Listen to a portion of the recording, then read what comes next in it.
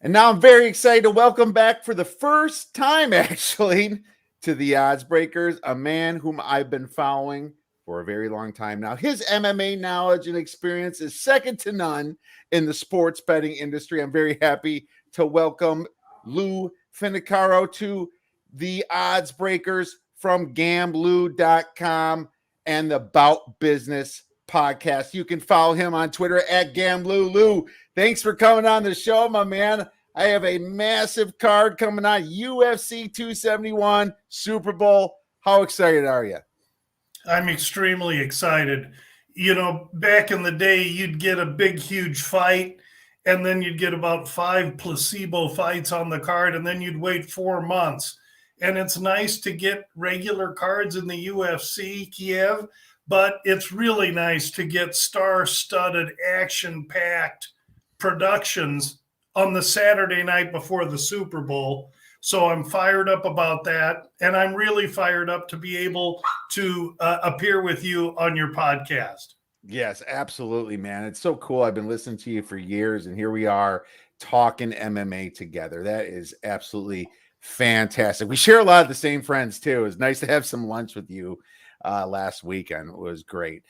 Man, I got to tell you, you've been in this sport for a long time. I've been in for a while, but you beat me and you beat all the other handicappers I know that's really prominent. Anyone that's prominent that I follow, you're definitely up top. Can you tell our audience how you got into MMA and fell in love with the sport?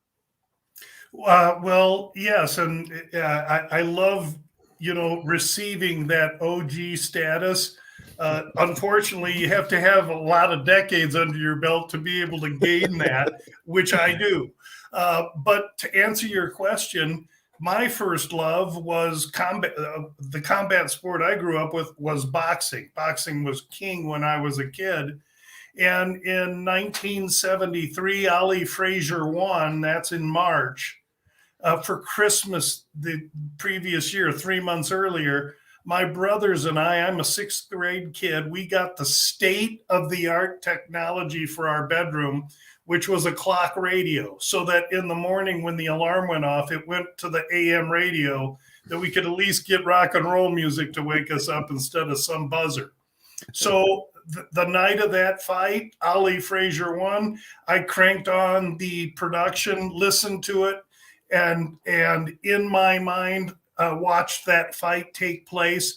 I immediately became a Muhammad Ali fan. And then from that, I became totally enthralled with Angelo Dundee, the trainer for Muhammad Ali. I have read his books and autobiography. I regard him as an icon for me. I try and talk like him and bring the authentic fight vernacular that he used into today so young kids can be part of that. I'm not certain how well they take to it or not, but I'm not really concerned with that. I really am looking to pay homage to Angelo Dundee. So I was a fight fan. It was Ali and Angelo Dundee until the 80s. In the 80s, I quit boxing because I've been betting on it since I was in high school. And by the 80s, by the time Sugar Ray Leonard beat Hagler in that championship fight, Sugar Ray didn't beat the champ that night, okay? And I had money on Hagler, and I quit betting boxing, and there was no combat sports for me then until about the year 2000 or 2001, when I saw this little Brazilian running around in pajamas beating bouncers up. Putting them in submissions and, putting them in arm bars and such. So it was boxing. Then I went without for a long time. And when I found mixed martial arts, I fell immediately in love with it, but also realized how much there was to learn when you add 2 more limbs to the fight aspect. Absolutely. Wow, that is some great history right there, man. Talking about Hagler. I've watched that fight many times replayed. And Sugar Ray Leonard was the name, but I think maybe Hagler did win that fight. So that stopped you from your love of betting boxing anyway, huh? Well, there were numerous occasions.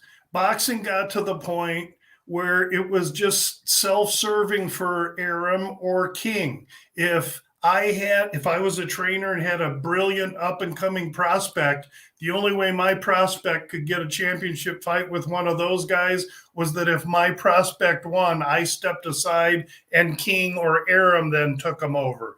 Boxing's greed, its graft, avarice, and self-interest ruined it and created a great opening for the UFC and today's mixed martial arts, Bellator and all the other LFA. And they're taking advantage of it because really, yeah, there's more money in boxing, but there isn't any more flash. It's mixed martial arts today.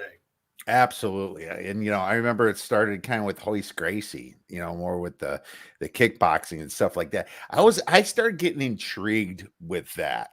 But, when the UFC kind of came about, I slowly gravitated towards it. But you definitely did a lot faster. The George St. Pierre days was fantastic, right? And then I really got into it in the I would say from a betting standpoint, 2014, 2015, and then I really hit the gears in 2018. But you've been doing this for a long time professionally. When did you start doing it professionally for the MMA? Oh, I would say from 01 to 05 or 06, I was just starting to dip my toe in the fact that I knew one could begin to bet it.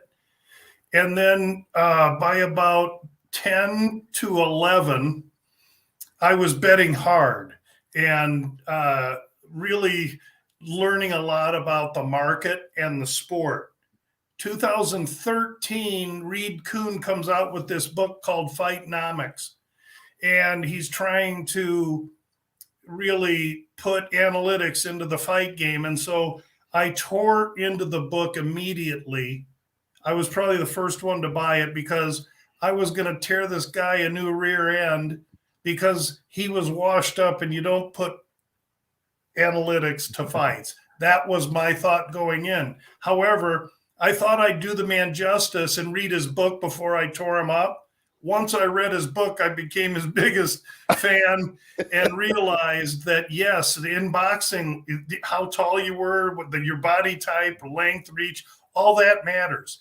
And when I read that book and realized that he had kind of pulled the first layer of the onion away to analytics in fighting, I knew that my history with boxing and that my 30 or 35 years betting boxing would be able to allow me to build a database of fighters and track the information that I knew I needed to be able to track to incorporate analytics into my handicapping, because I think that when you're an old crotchety stodger that doesn't want to learn, you're gone. And so I try and be the handicapper that accepts change into my DNA immediately to try and keep ahead of the market instead of being the guy that's dragging his feet that's behind the market.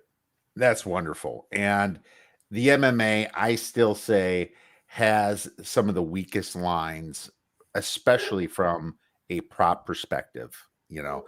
I see a lot of these move, and it's just amazing how you can take advantage of some of these lines just a week or two even before the bout actually is, Lou. There's no question. I think for a gambler that's been competing in markets like the NFL, or I don't compete in NBA or college basketball, but larger markets, you're going to get a little bit more sophisticated market, or by that I mean the lines are going to be tighter. MMA, and more specifically UFC, because that's primarily all I bet, it's still a very young and novice betting community or market. And it doesn't take a lot of money to change a line. One has to understand that. We have to understand which sports books to really follow in order to get a good read. I mean, Five Dimes has early openers, but $100 will move a line 20, 30 cents. We have to understand that. So it's hard to take your knowledge of a sophisticated betting market and apply it to the UFC. It takes a little time to learn, But then what you learn is there's vast opportunity, just like you were explaining. Absolutely. And it does take some time to learn and kind of have to know when to fire on these fights. But I'm really excited to talk about this card because it's massive. But before that happens, I haven't really talked on a podcast about this. I mean, it's been the biggest like elephant in the room, really, when it comes to MMA discussion. And it's really about the pay of these fighters. They're vastly underpaid. Some of the biggest names haven't even made $1 million for a whole year. It blows my mind when you see these fights, and especially these YouTube fights that they're going pay-per-view. They're getting 20 million, 40 million dollars, right? I mean, Mayweather's making 100 million per fight, right? And he's just dancing around the ring backing up. I mean, these guys go through hell. And not just through the fights, through the training, and they're vastly underpaid. And it's because the UFC, just like the NFL, NBA, and MLB, is a monopoly, yet they haven't really went towards the athlete. They say, go somewhere else if you want, and they can't because there's not a big enough market. So what are your thoughts upon these fighters and their corners, and do they deserve more money? Well, I think as a whole that the UFC, in its brilliance as a business, has laid a business plan foundation where grossly or vastly underpaying the athlete converts into profit and bottom line to ownership. And I think that's been the base for a long time. So I agree with you. I believe that maybe not a Conor McGregor, but I mean, we just seen it with Francis Ngannou. He's trying to get paid. If he went to boxing, he could make 20 million a fight, and he just made, $1 million. There was a fighter, I'm trying to think, it was Chad Mendez, a bantamweight fighter in another organization, got on Twitter and said that he made more in his fight that was not in the UFC than Ngannou made in his championship fight. So there is surely a problem there, but the problem is complex, and it's not going to be fixed, because the only way to fix it is to completely get fighter unity, to all coalesce in one unified bunch and picket until something changes, or unionize. The issue with that is that the UFC is strong and mighty, and while 90% of the fighters may actually be united and step aside, they're going to be able to come and knock on my door and see if I want to go get in there with Tuivasa, and for the right money, I will. And so it's a really, really difficult situation. One I don't think is going to get fixed, but I do believe the UFC, in their business plan, has a very, very aggressive stand toward fighter pay. Yeah, what's funny about it is the market. It's there, and the money's hand over fist. There's not individual ownerships of these teams, which makes it like everybody against the establishment almost. And yeah, I am surprised that somebody did not try to get them together to do that. I wouldn't want to watch you versus Tuivasa. I mean, I wouldn't want to watch myself or even Paul, what's his face on YouTube, fight Tuivasa. I want to see a real fighter fight him. So that's interesting. But the way I look at it is, even if they do unionize, they're probably going to settle for something. Now, my opinion is that boxers that are doing this on pay-per-view are massively overpaid. I don't watch these events. I haven't watched a Mayweather fight. I think I might have watched the Conor one only because my friend had a party. I wouldn't have bought it. But before that, I haven't watched it in years because it's not of interest to me. I think there's tons of problems with it, and I'm actually shocked that people buy into it. But I do think that these fighters are underpaid. But the problem with a monopoly is you can't overthrow it from the grassroots. Lou, you gotta you need a massive venture capitalist to come in here and throw a couple billion around and try to take these fighters away to get the UFC to even think of something. Now, I do like what Khabib's doing with the Eagle Fighting Championship. That's his vision. If somebody comes in there and decides to mess with the UFC market, who knows? You know, I mean, maybe they can bring the fighters, and all of a sudden maybe it's the Bellator, maybe it's something else, right? Maybe they become the big one.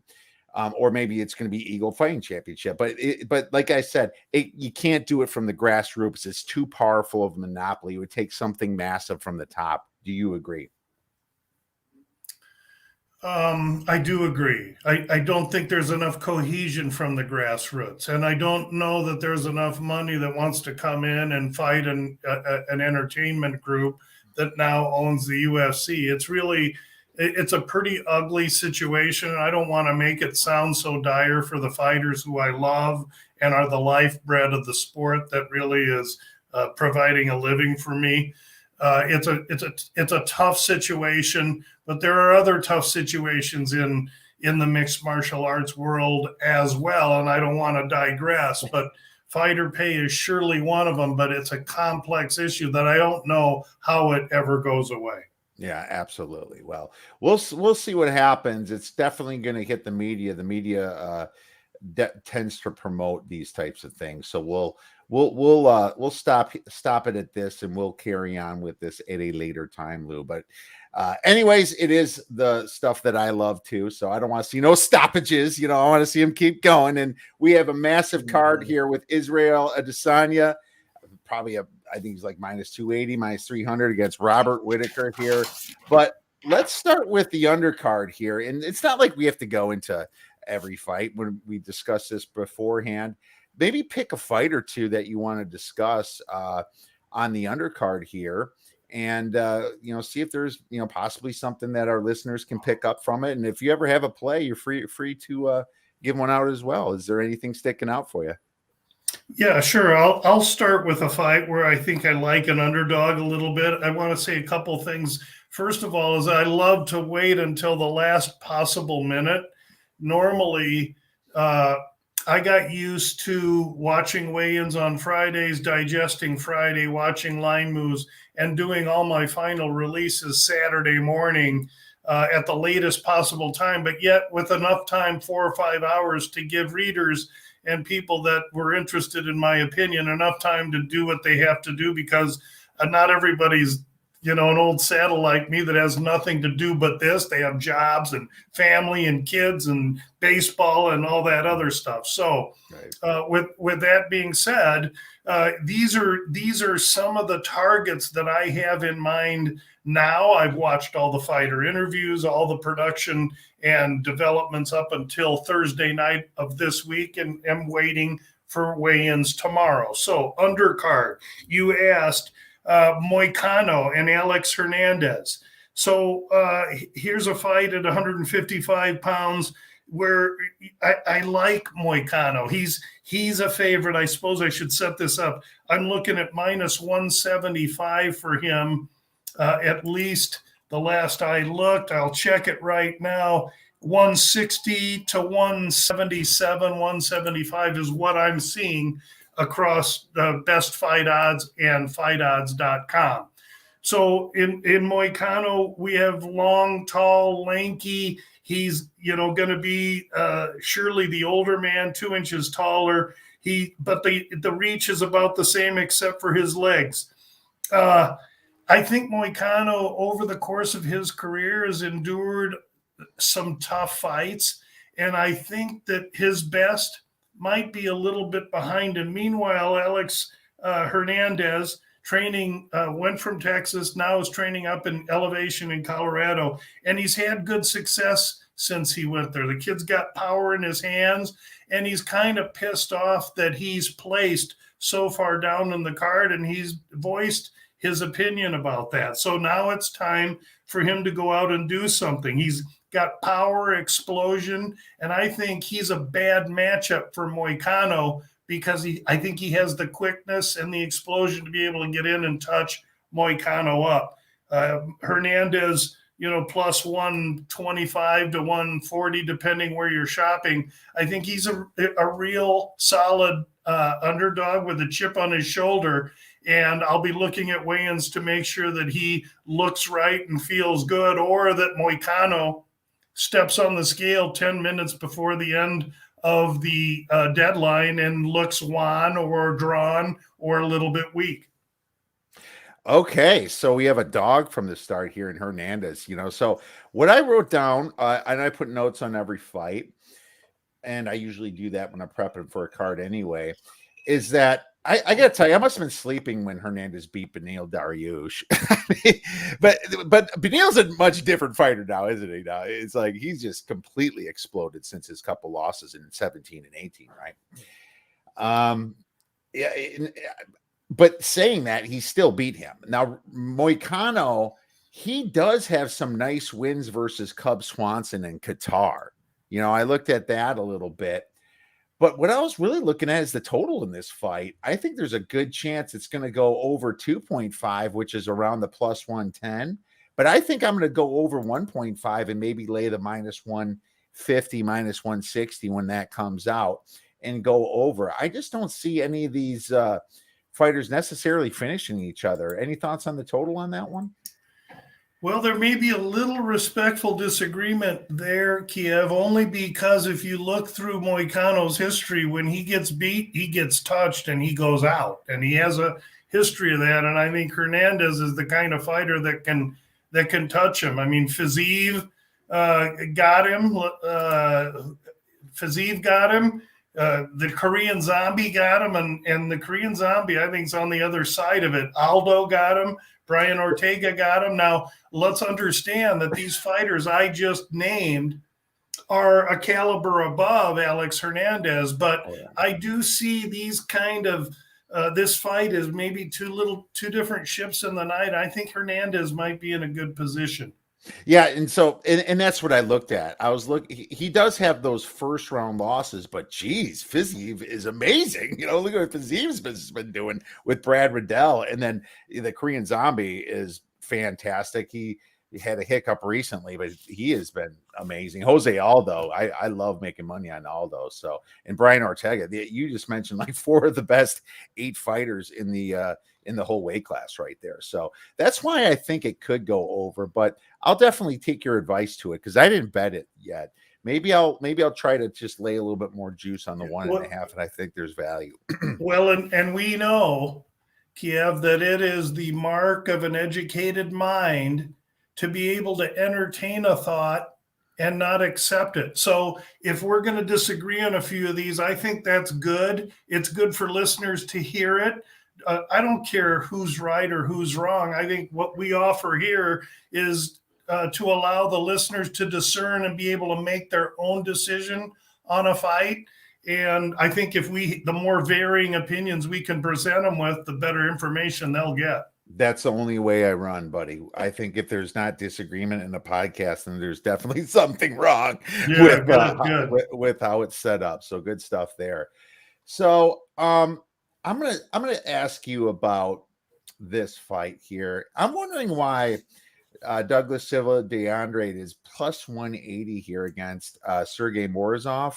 It's way on the undercard here, but I look at Andrade's fights, and he's been in the UFC for a little while now, obviously, and it's not like he's that old. He's 36 years old. He's fought some serious fighters. He has a win against Vera, Marlon Vera. And I thought that was impressive. Now, Rob Font beat him. Font's good. But, he's got a couple of decent wins. And Morozov's kind of coming in with a little bit of hype, in my opinion. He has a loss already to Umar Nurmagomedov, and he beat Taha. But I don't in the M1 challenge, I don't know much about that in that federation. And I know he's got a lot of wins in there, but there's nothing that tells me that saying he should be a favorite against a guy that's already faced a lot of UFC talent. And Silva de Andrade, 27-4. He doesn't have a bad record himself. Is this price correct at him at plus 180? Boy, I really think you uncovered a beauty right there. And I'm not always high on these early fights, but this one sticks out like a sore thumb. Not only is Andrade the taller, longer man, this fight, I think, let me say it like this. Whenever there's a Russian name and they're from Russia, there's always a taint and a lean there because of the vice grip wrestling sambo that they apply.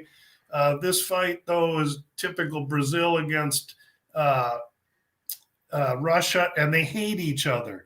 And Andrade is dangerous. And if you look at his losses, he's only lost to really top guys. With his age also comes a bevy of experience on his side. So I really like where you're going with it. And he is another one that I regard as a very live underdog here against a guy in Morozov that really hasn't, you look at his regional record, he's great, but he hasn't been in the octagon with the ilk that Andrade has. And I really value that a lot when I do my handicapping.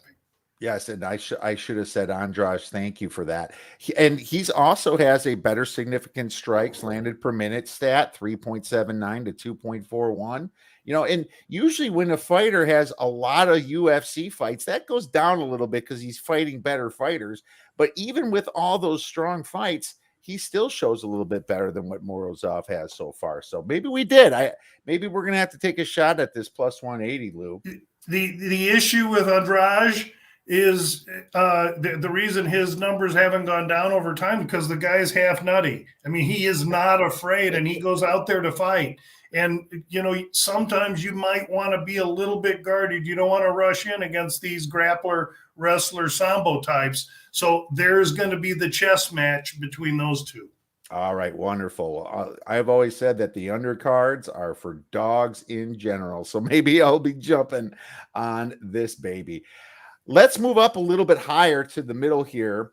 I have a question on this fight because I'm seeing a misprice here as well. And it's William Knight versus Maxim Grishin. And I don't understand. I know Maxim's been around for a long time. He has a lot of experience and he can wrestle. 16 KOs, 6 submissions, 9 decisions. But William Knight's kind of come in with some fierceness. I really like his fight. I think he beat Overeem. That was it, or Menafield. It was one of those. I think it was Menafield. He knocked out Menafield. Okay, I'm just doing this by memory. So yeah, he knocked down Menafield, and he's sitting here as a dog. He's got a hell of a right arm, right cross. I don't see why he is in his younger years. He's not the youngest guy. He kind of came in late here. He's 11-2, but being a plus 145 favorite against, a guy kind of in the twilight of his career that's, beat people a long time ago, but, lost the last 2 of his 3 fights to, Tibera's good, but Dustin Jacoby, I'm not sure if this guy should be a favorite, man. And I'm seriously considering taking a shot at the plus 145 with Bill Knight. Yeah, Grishin, 37, 5 inches the taller man, 4 inches reach, legs and arms, and the typical European Russian straight up erect striker. He can grapple and wrestle a little bit, but he's going to want to keep this up and keep Knight on the outside. And really, and let me correct myself, he knocked out Fabio Charant, who's also on this card, and beat Menafield via decision. So, and that's William Knight. Right. Knight, a little powder keg explosion, power, quickness. He fights with a real chip on his shoulder because he understands he keeps being an underdog in these fights against slower fighters that aren't athletic. So I think when you're investing in Knight, you're getting a guy that's mean. He's got the physique. He's got the explosion. I just don't think that we've seen enough of him on the ground. So does Grisham try and take this thing to the ground? That's the only hesitation I may have here. but I do like William Knight with his power, with his explosion, especially the longer this fight goes. I believe it's Grishin's intention to try and get on top of Knight and make him wrestle early and try and get that muscle-bound body all swole up and slowed down. And if he's unsuccessful with that, I think if this thing gets into the second round and into the middle of the second round, that's when Knight might really have advantage. Yeah, that's interesting. And I would guess Knight would have the lungs. He should have the lungs to do that, being the younger man. He's went to decision 3 of his last 4 times. Yeah, I think with Knight here, we have a good shot. I mean, plus 145, that's some pretty decent value. Interesting. Well, what else do you have on the undercard for us, Lou? Very little on the undercard. Most of my attention will be spent on the top 5 or 6 fights. All right. Well, then, if that's the case, I have to go with one more on the undercard, and then we'll get into the main card. Roxanne Modafferi versus Casey ONeill. Now, Casey ONeill is a fat minus 400 here. And Roxanne doesn't win a lot of her fights, but goddamn, does she take a beating, Lou? I mean, she stays upright and she lasts through the rounds. Now, Casey ONeill's coming in with quite a bit of hype. I mean, but at the same time, she strikes pretty well from what I've seen. And I think that she's going to outstrike Roxanne, but I'm not sure that she's going to be able to take Roxanne out. If you look at the minus 380, minus 400, it's not too, it doesn't entice you to take that. As a matter of fact, I have a personal rule that anything over minus 220, I'll use in a parlay or I won't take. But with Casey ONeill here, I think that she's going to win this by decision. A little bit similar to how you went last week on a fight that ended up working out. I think that was another fight with the gals here. If you could remind me which one that was. Alexis Davis, that's what it was, against Julia Stolyarenko. So I'm considering going this angle, and I found it at even at plus 100. Any thoughts? No, I think it really, if you're going to wring the washcloth dry, that's, I think, where you have to go.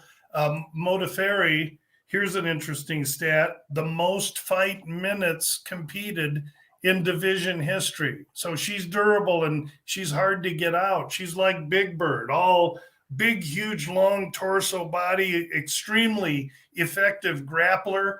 She looks odd and almost like she shouldn't be a fighter, but she should not be underestimated. She has a wealth of experience here.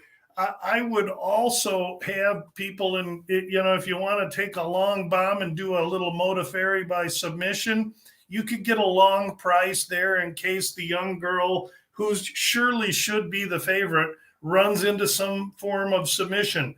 Modafferi is, even though she's announced this as a retirement bout, she's crazy like a fox, and I wouldn't believe her with her saying, she's ready to ride off. She's going to put up the best fight she can, and this could be a PhD in MMA fight, and that means the young up-and-comer could get schooled by the old Modafferi.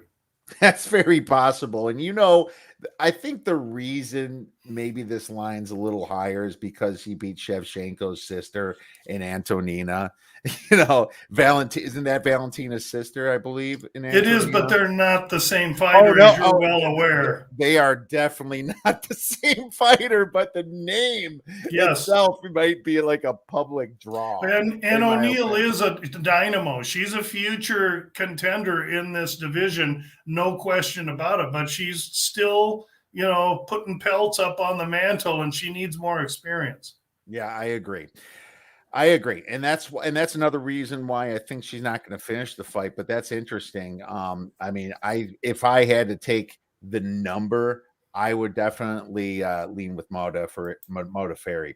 So there you go. Let's get into the main card then, Lou. Obviously, going to start probably around 8 p.m. Eastern, or I think 8 or 9 p.m. Eastern, I believe. I think it's a later card, if I'm not mistaken here. I want to say I want to say it's 5 p.m. Pacific, so that's 8 Eastern, I believe. All right, let's do this then. Where should we start? You want to start right with the bottom with the Bobby Green You fight? tell me. I love to just be put on the spot. Let's go from the bottom then. Bobby Green versus Nasrat Haqparast, and Bobby Green is minus 150. And I'm glad that we're bringing this one up too, because I think I have a play on this that I didn't make, and I do agree with you. Anything that is not that far off that you'd probably want to play, wait for the weigh-ins and see what these guys do. Weight cuts are important. Always look for people that's dropping weight to go to divisions as well. That's always a sell sign in certain situations. So what do we have for this one, Lou? What I think we have in this one is you got a really slick Bobby Green, totally in control of space and movement. Let's understand that because this is a numbered fight card and a pay-per-view, and we're in Houston, we're in a 30-foot cage, which is 20% larger than the smaller cage at the Apex. A guy like Bobby Green that's on his horse, a pitter-patter guy that's cute and slick and evasive and isn't really that busy, will prosper in a cage that big. It's going to be Haqparast, the younger man, I wouldn't necessarily say he's faster. He's maybe a little quicker because he's younger. Green's highly athletic and deft with his movement and his legs. Haqparast is going to have to find a way to corner him, cut the cage off, and engage.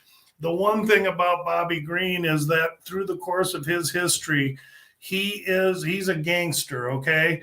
But he's unbelievably inconsistent. As an underdog, he's a great guy to take because you can't imagine how he's going to win. But now that he's put 3 or 4 fights together, he is a high candidate for a fade because he constantly lets people down as a favorite. I think Haqparast could be in a good spot here.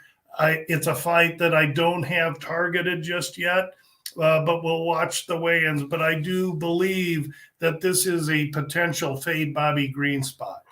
Fade Bobby Green spot. Interesting. And I'm glad I asked your opinion on this because I wasn't sure. I thought that you might have a favorite with Bobby Green that was underpriced, but it sounds like the reason his price is minus 150, not minus 200, is because of the reasons that you said.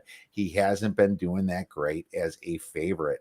You know, he's definitely beaten better fighters than Nasrat, but I'm not sure if he's ready for. Well, I'm not sure if Nasrat's ready either. But I didn't know which way I wanted to go. I was leaning Green before we talked, but I might just leave this alone when I think we're paying a little bit of a tax for Green looking so good against a guy in Ally Aquina who's a realtor. Let's face it, that wasn't the Ally Aquina that faced Khabib. So I think we're paying a tax on Bobby Green a little bit, and Bobby Green's a banana peel. I'm telling you, as soon as you trust him, he's going to let you down. All right, sounds good. Let's move on to the next one here. Kyler Phillips is against Marcelo Rojo. I believe that's the way you say it. Rojo. Okay. And Kyler, I watched his last fight. I was very disappointed in him losing that fight. I was surprised. I think it was Paiva that beat him, actually. And I got to tell you, I think I have a play on this one, but I'm going to let you go first and see if there's agreement or disagreement. Well, I'm not going to have, because I have been spoon-fed technical mixed martial arts information from the MMA lab where Kyler Phillips trains. I'm not going to really have a strong opinion on this fight because I try not to involve myself with those kids because I know who they are and I watch them train. Phillips' fight against Paiva was a disaster. In that the judging did not make that a push. He beat the brakes off Paiva in the first round, run out of gas a little bit. I will tell you this, since that fight, Phillips has understand this Kyler Phillips, look at a picture of him. He's a handsome young devil, 27-year-old, got hair like Jesus. He's a good-looking kid. And when you're young and you got some success, and he had rolled into the Paiva fight with success, maybe his focus wasn't as good as it should have been. Now you're going to get him on the bounce. And I know he's gotten a nutritionist, and he's done what he needs to do to address himself. So I think we're going to see a much different version of him in the cage. I just don't know enough about Rojo to be able to tell our listeners how competitive he may or may not be. Kyler fights a lot of fights to decision. He does fight a lot of fights to decision, and that's what's bugging me a little bit about this. I was kind of thinking Kyler would get a good rebound here and possibly get Rojo inside the distance. And you're looking at minus 125 or minus 135. That's what I was looking at in this fight. You know, you look at Rojo here, he hasn't went to decision. Well, geez, man. He only went to decision 3 times in all his fights. He's 16 wins, 7 losses. But when he got into the UFC, he lost against just kind of a very average Jourdain, right? I don't think he's going to last this fight. I think this is the one that Phillips kind of comes in and makes a statement, in my opinion. I'm going to take this with the inside the distance at the minus 130, minus 135.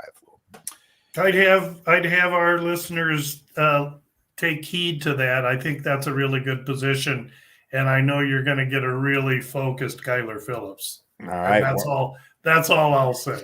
Oh, that's wonderful, and I love how tight you are with Labs over there, man. Those John Crouch and Benson Henderson have been so good to me. They literally, I go there on Saturdays when their pros are all training and fighting, and in a corner like a wallflower, I'm able to observe what they do, their vernacular. Each gym has their own code for arm bars or leg locks or whatever, and it's been a great learning experience for an old boxing guy to get in and be around all these young, motivated kids and pick up the nuance that is mixed martial arts. That's right. That is just awesome and a blessing to be able to be involved in Fight Labs, man. That is great. Well, let's move on to the last 3 fights then. And obviously bigger names coming up here. We got Jared Kennear versus Derrick Brunson. And this is starting to move towards Brunson's direction a little bit, my man.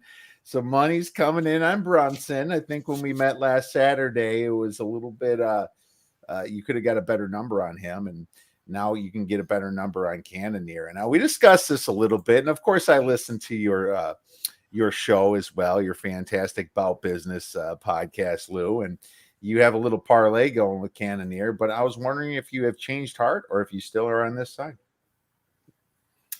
No, actually, I don't want to say I'm more confident in the position, but the handicap that I made on Kennear weeks ago has not changed a bit. Again, he's an MMA lab guy, and I'm aware, they're aware of what Brunson is going to try and apply, just exactly as Brunson is aware of what the lab is going to apply. And you have a 36-year-old fighter in Kennear against a 37-year-old fighter in Brunson. Brunson is going to wrestle. He's going to apply constant forward, unrelenting pressure in order to try and get the little slightly smaller man, Kennear, down to the ground and hold advantage.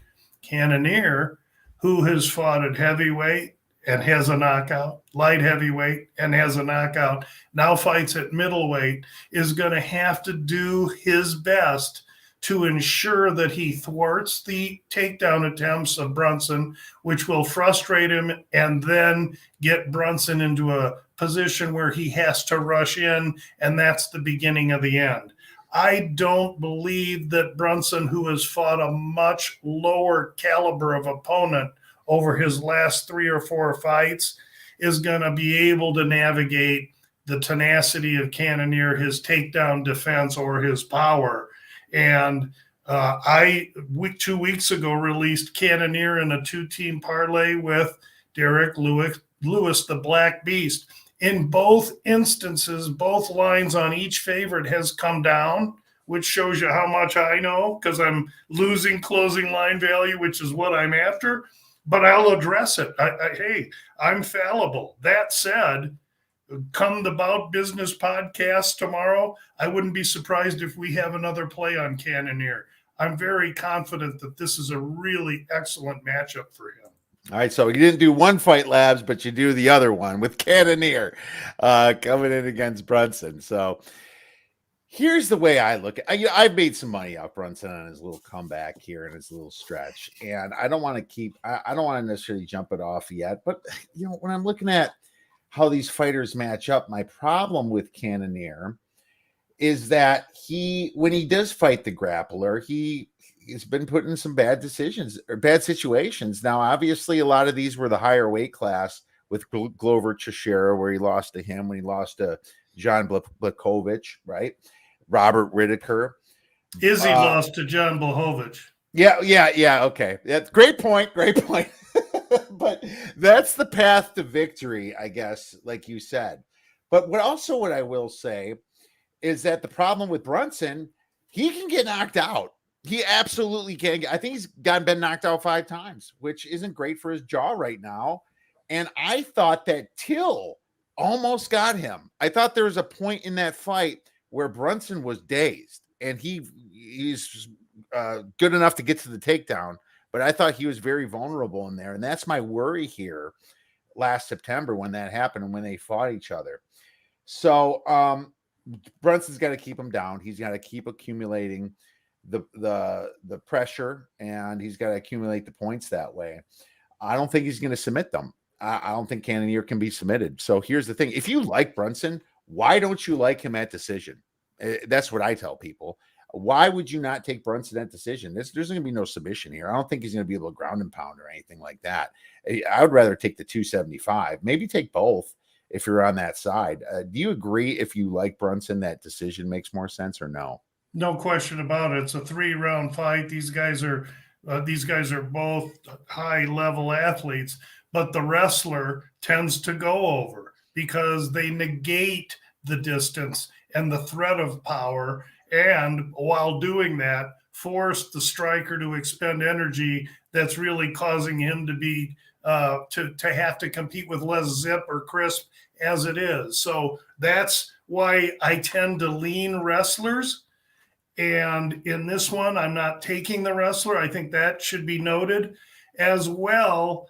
I think it needs to be noted that I'm not taking the dog, and I really am a guy that tries to find value in underdogs. So when I do take a favorite, it's usually rare, but I think it also says something.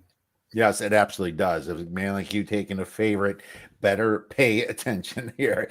Definitely can see a path to victory. If Kennear wins, it's very, very possible going to not go the distance, in my opinion. If Brunson wins, it goes the distance. Let's move on to the next one then. Derrick Lewis against Tai Tuivasa. I don't know why I wrote down minus 290. It's minus 190. It's not minus 290. I'm going to fix this right here.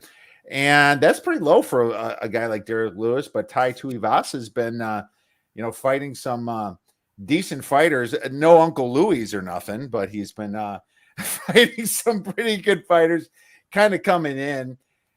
So before the podcast, well, even before today, I rewatched some of Tuivasa's fights, and I got to tell you, I thought he's fortunate a little bit in a couple of them. He's improved for sure since his last 3 losses back in 2018 and 2019, but I don't think it's quite enough to step up to the Black Beast here. Tuivasa's problem, he goes head first into a lot of these fights, in my opinion. Maybe he's learned a little bit about that, and that's why he's got a couple wins. But he attacks, and he was able to get some nice, clean knockouts. But when that happens, he's leaving his chin vulnerable. And what does Derrick Lewis do when you're leaving your chin vulnerable? Well, he comes up in an uppercut and knocks the heck out of you. That's what he does. The under is juiced at minus 175, which tells me that this fight's going to be over pretty quickly. But if this gets any worse, I might even look towards the over. But right now, I don't think there's no way I'm going to go against a Black Beast in this situation. I think this is going to be one of those public dog situations with Tai Tuivasa coming in here. And I think that Derrick Lewis, for was he 37 years old, something like that? He seems a little bit young to me yet, and I think he's got enough in him to beat Tai Tuivasa. Do I want to lay the minus 190? I'm not sure about that, but I would consider using him in a parlay. What is your thoughts on this fight? I did use him in a parlay. I think that you shouldn't erase your mistake, because I believe that the fight should be priced at $290, not $190. Tuivasa has fought Struve, not in the UFC, and when he fought, Tuivasa was a shell of himself. Hunsaker, Hardy, a bum, and I'll give him a good win against Sakai, who I regard as a fighter that's competent. But none of those names approach Lewis, nor the level of fighter Lewis has been in with. This is a fight that's going to take place in Houston. 2 fights ago, Derrick Lewis fought in Houston against Gane and had a terrible performance. He hadn't fought in front of his home fans prior. He was feeling the pressure of everybody asking him for tickets and pictures and haircuts, and he absolutely laid an egg. It's my opinion, and it's his opinion in the interviews he's done, that he wants another shot of trying to redeem himself in front of Houston. Derrick Lewis, focused, trying to get a little redemption in front of his hometown fans, has a opponent that's going to go stand in the middle of the octagon and swing with him. Minus 290 is the correct number with this. Derrick Lewis inside the distance. Derrick Lewis KO, TKO, however you want to track it. I think that's where you go. But push come to shove, Sakai and Tuivasa went over. I could see them being a little guarded. I could see Lewis respecting Tuivasa a little bit early. I would not be surprised if it takes into the later second round before Tuivasa falls and before Derrick Lewis touches him. Great call there. Does Tuivasa run out of patience then? It looks like he's only been to decision twice in his life. I think to me, as I handicap it at this, he's still young. It's a lack of IQ. He's a fun-loving guy that wants to drink beer out of his shoe, and so he finds it as a challenge. And these Aussies are nutty. He finds it as a challenge to go stand there and test his guard against the Beast, and the Beast has the most knockouts in heavyweight history. That's not high IQ. It's not going to be high IQ when we bet this thing. Yeah. And people are looking at his stats and everything. You know, Black Beast just at 2.5 significant strikes landed per minute. He telegraphs his blows, man. He knows when to pull the trigger. Sunday shots, as Angelo Dundee used to call them, Sunday shots. And they said, well, Angelo, why do you call it a Sunday shot? Because you can see it coming from last Sunday. That's how Derrick Lewis throws punches. Agreed. I think there's a 9-year difference between these two fighters in age. So I will say that does benefit Tuivasa. There's a nice site out there that I like to use, and I'm guessing you might have seen it before, called betmma.tips. You can literally take the age of fighters and find out the whole difference between how the wins and losses are. It's actually got a massive database of information. And I'm going to tell you that there's been young beats old when it comes to a 9-year or more difference, 278 to 133, 66% of the time. But this is a different situation. And if you really wanted to get technical about age, we could talk about Andrei Arlovsky, because there's only been like 40 fights that there was a 14-year difference, and he and Alexei Olenek are both listed in a lot of these differences here. So the one thing I would say there, Kiev, is that those are all heavyweights, and a 36-year-old Black Beast, or will I? He went into that first Izzy fight depleted mentally and physically. The Whittaker that's going to be in the cage with Izzy on Saturday will in no way, shape, or form resemble that Whittaker outside his reach and height, of which he's giving away massive advantage to Izzy in a large cage, the fluid moving matrix-like striker. All that being said, that first fight, Whittaker opens a favorite, closes plus 100, plus 110. So Izzy moved into a slight favorite position. And based on who Whittaker has faced before Izzy and after, I'm going to throw out the Izzy fight. It's my opinion that this fight is priced massively incorrectly. I do believe Assanya is a favorite, but he's not a 290 favorite. Does that translate into me taking Whittaker? I'm not so sure. I do see the Izzy decision as being a very, very likely outcome. That said, Whittaker has the strength and the wrestling chops to be able to get Izzy down. And I believe he's going to exercise takedowns and takedown threat in order to try and help him penetrate that length and get inside on Izzy. I can't wait to watch this fight because it's going to be much closer and much more competitive than the market believes. All right. Well, look at that. Yeah, it ended in the second round with a KO with Izzy, but now you have to assume that Whittaker is going to know what's coming. But I kind of like what you're thinking there too. This might go the distance here, and this might go to decision. You're probably getting a lot better price here on Izzy by decision, which I ironically didn't even look at for some reason. Adesanya wins by KO is plus 150, plus 120, plus 190 in one book. And Adesanya wins inside the distance, plus 140, plus 115, all over the board. And Adesanya by decision is plus 160. So that's interesting here. Yeah, man. I don't think Whittaker gets knocked out again either. I just don't think he's gonna. I think the size advantage, like you said, with his massive reach is really going to frustrate Whittaker again. I mean, we're talking about 80-inch reach to 73.5. Whittaker's going to try to get him on the ground.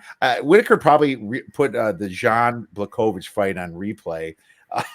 He sits there and has it all day to try to find little ways of getting Izzy. But I think in that he's gonna use the takedown and the threat of the takedown to force Adesanya to have to handle that. And listen, if Whittaker can handle Yoel Romero in 2 5-round fights, he can take Izzy down. I'm telling you. Yeah, that's possible. So there you go. Overpriced fight on Izzy. So I was considering, I mean, the first look at this card, I was like, Adesanya parlay. But man, I mean, yeah, minus 280, you're really dipping into some value here if you're going to box them up with some more variance. That's the way I look at it right here. So no decision for me.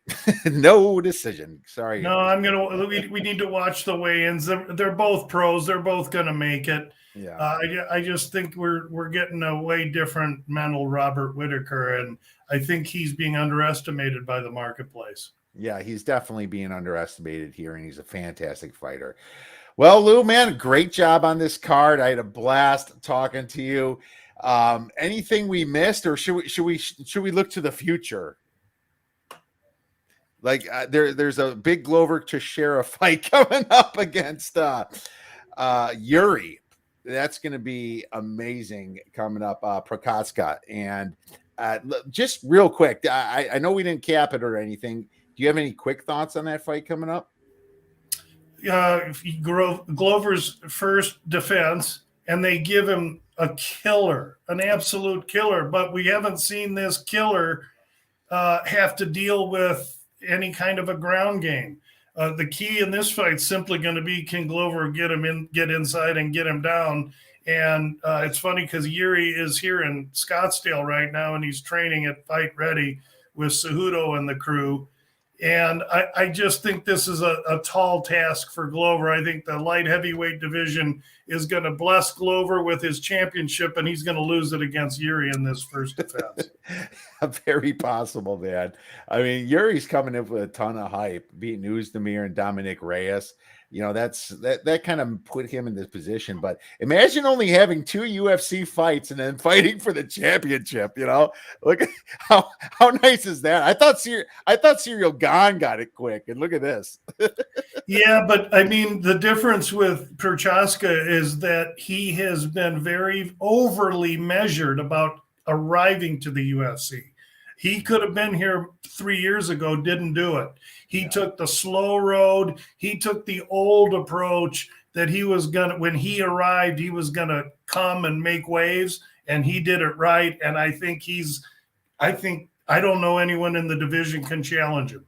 All right, well, that's why Yuri's a favorite here. So just had to talk to you about this real quick, Lou.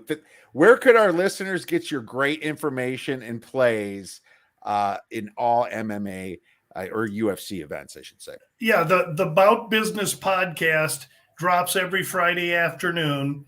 Those that listen tonight are going to get most of the information, but what the Bout Business podcast does is will present in 16 or 17 minutes 4 to 6 final releases for UFC 271 tomorrow. It'll just be quick, concise releases, my final positions after weigh-ins, and then people can choose to bet how they wish. It's just another source of information like this great podcast is. And on social media, I'm at Gamblu, GAMBLOU. And I just want to say thanks so much for having me on. This is great. And I'd love to come on and visit with you anytime. Oh, you are welcome back anytime, Lou. So great to finally get you on this podcast. Make sure you guys check out Lou over at Gamblu.com.